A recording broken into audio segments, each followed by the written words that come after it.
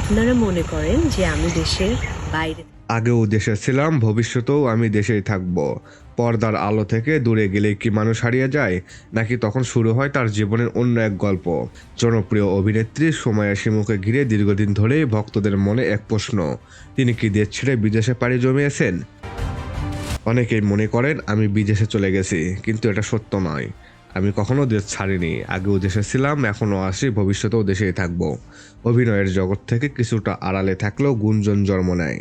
Social মিডিয়ায় বিদেশে ভ্রমণের ছবি দেখিয়ে অনেকে ধরে নিয়েছিল প্রিয় অভিনেত্রী বুঝি দেশ ছাড়লেন, অথচ বাস্তবতা একেবারে অন্যরকম।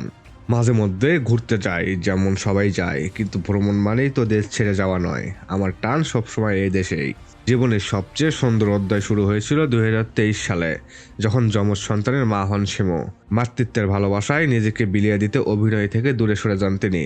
সময় দিয়েছেন সন্তানদের, সংসারকে, নিজের ছোট্ট পৃথিবীকে। তবুও শিল্পীর মন তো থেমে থাকে না। গল্প আর চরিত্রের টানে তিনি ফিরেছিলেন পর্দায়, নোয়া হুমায়ুনের দ্বিতীয় অ্যান্থোলজি সিরিজে। আর সেই ফিরে আসাই প্রমাণ করে শিল্পী কখনো হারিয়ে যান না, তিনি শুধু একটু সময় নিয়ে আবার আলো ফিরিয়ে আনেন। সুমাইয়া শিমুর কণ্ঠে আজ একটাই কথা, দেশি তার শিকড়, দেশি তার ঠিকানা। কারণ কিছু ভালোবাসা আছে যা দ্রুত মানে না। দর্শক, এই নিয়ে আপনার মূল্যবান মতামতটুকু কমেন্ট বক্সে কমেন্ট করতে ভুলবেন না। আমার চ্যানেলটি এখনো যারা সাবস্ক্রাইব করেননি, অবশ্যই সাবস্ক্রাইব করে পাশে থাকবেন।